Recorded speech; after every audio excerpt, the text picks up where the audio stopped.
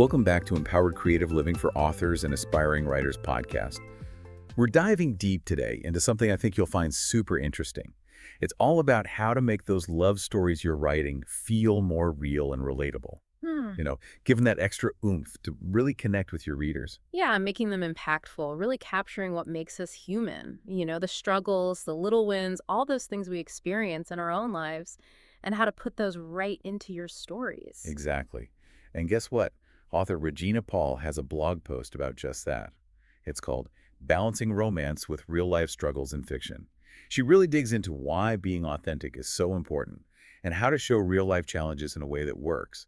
She even gives some book recommendations that totally nail this balance. What I really like about her take is she wants writers to move past those perfect characters. The ones we see all the time in typical romance novels. They're perfect, everything's perfect, and it's just not realistic. Right, like, haven't we had enough of those already? Ha ha ha. But seriously, what does she think we should be doing instead? Well, she's all about embracing the messy stuff, the imperfect realities that make life, well, life. Think about those universal things everyone goes through, like setbacks, fears, insecurities, maybe even things like cultural differences or taking care of family members. Those are the things that make a story feel deeper and more complex, and that's what makes it resonate with people. Okay, so it's not about pretending everything's perfect. It's about weaving in those real-life struggles. Hmm. But isn't there a risk of making the romance part less important? I mean, people read romance for a reason, right? That's a really good point, and Regina talks about that too. It's about balance. You don't want to turn a romance novel into some kind of self-help guide or therapy session. So how do we find that sweet spot? One big thing is making sure your characters have agency. Instead of having love magically solve everything, let them face their problems head on. Let them make their own choices and grow as individuals. Think about a character who struggles with anxiety, for example. Okay, I'm with you. Say they're afraid to tell their love interest about it. Instead of the love interest just magically knowing and fixing everything, let the character find their own way to talk about it. Maybe through a shared hobby or by being vulnerable at just the right moment. It makes their journey so much more meaningful that way. I see. So it's about showing their growth and how they bounce back. Right alongside the romance part. Mm. That makes a lot of sense. And speaking of anxieties, I'm sure some writers are worried about getting this right. How can we make sure we're portraying these challenges authentically, especially if we haven't been through them ourselves? That's where research comes in. Talk to people, read memoirs, really immerse yourself in the world you're writing about. Regina also says to be sensitive and not rely on stereotypes or cliches. Remember, these are real struggles that people deal with every day, and they deserve to be shown with respect and nuance. That's a really important reminder.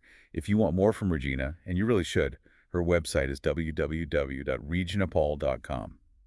Now let's talk about how this kind of approach can affect readers. Like, Why are these types of love stories so powerful? when we see ourselves in a story, it feels really good. It's like, oh, I'm not the only one going through this.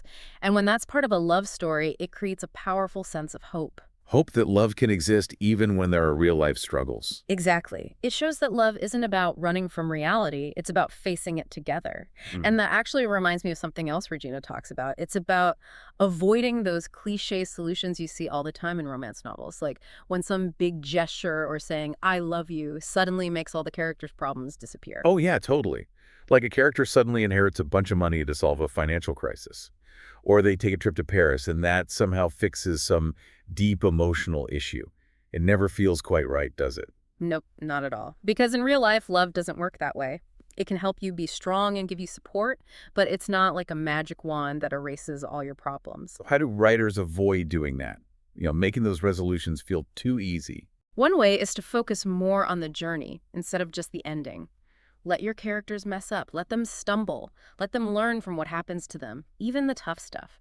And all of that, even the hard parts, can actually make their bond stronger. I really like that idea. It's like you're embracing the fact that real life is messy and letting those imperfections shape the characters and how they relate to each other.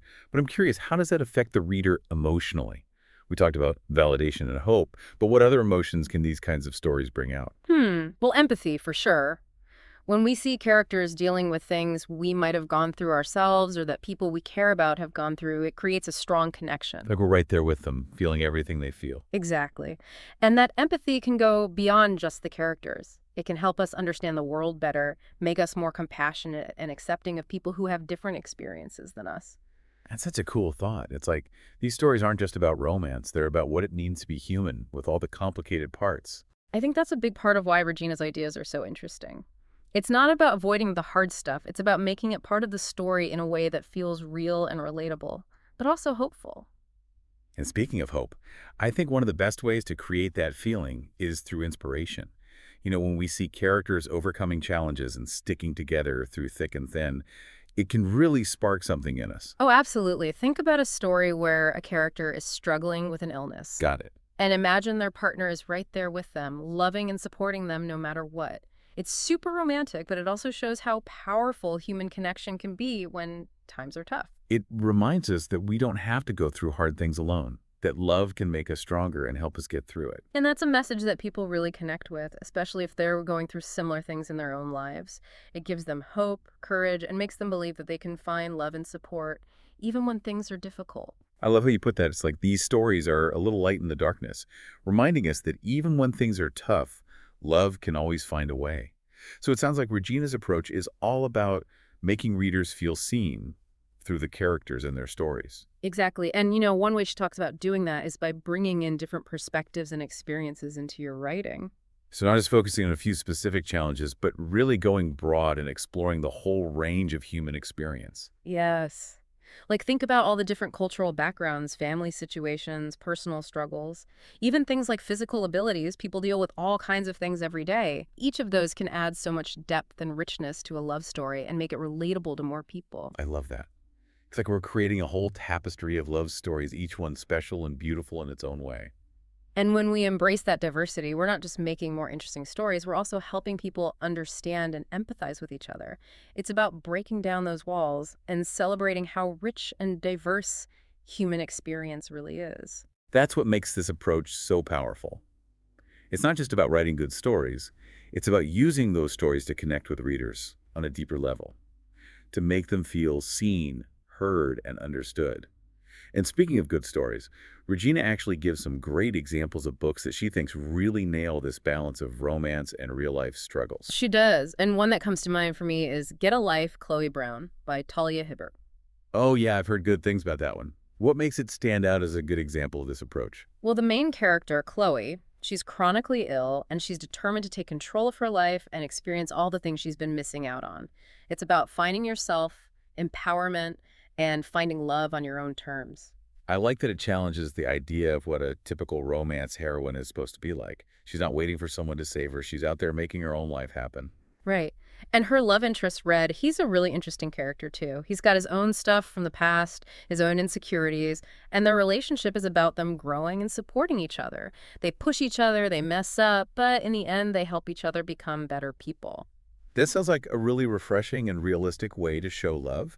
It's not about the fairy tale stuff. It's about going through life's ups and downs together. Exactly. And that's what makes the book such a great example of how to write about real life challenges in a romance novel without losing the heart and those swoon-worthy moments. So if anyone's listening and wants to learn more from Regina, where can they find her? Her website is www.reginapaul.com. It's a great resource for writers of all levels. She shares writing tips, book recommendations, and even talks about her own writing process. Awesome. Before we wrap up, I want to leave everyone with something to think about. What real-life challenges could you bring into your own writing to make your love stories even more impactful? Think about your characters, their world, the things they're going through. How can you make those things part of the story in a way that feels real, compelling, and ultimately hopeful? Remember, the best love stories are the ones that really connect with readers, the ones that make them feel seen and understood. And those are the stories that people keep thinking about long after they finish reading them. Thanks for joining us for this deep dive into writing authentic love stories. And thanks for listening to Empowered Creative Living for Authors and Aspiring Writers podcast.